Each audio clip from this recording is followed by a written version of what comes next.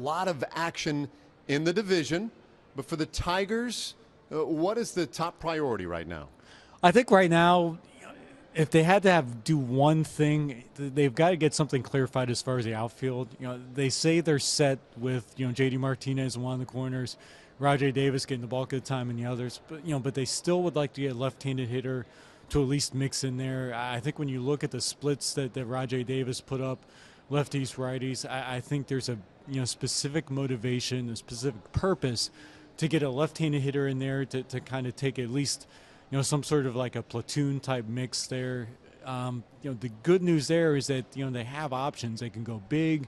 Yoenis Cespedes obviously has been mentioned quite a bit, but they can go small because there's some smaller names out there who, while maybe not necessarily being viewed as like big time production guys, can fit a hole specifically towards what the Tigers really need.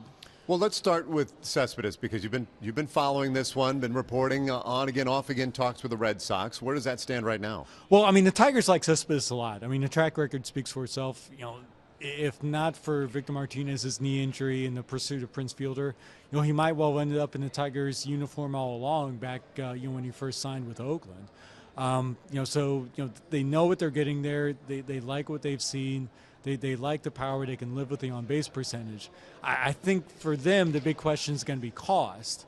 A lot of people are calling about the Tigers pitching. A lot of people see an opportunity to maybe, get one of their starters and kind of take advantage of a situation where, if you can get a guy on a contract year, whether it's Porcello or Price, it's going to be a heavy price tag given arbitration.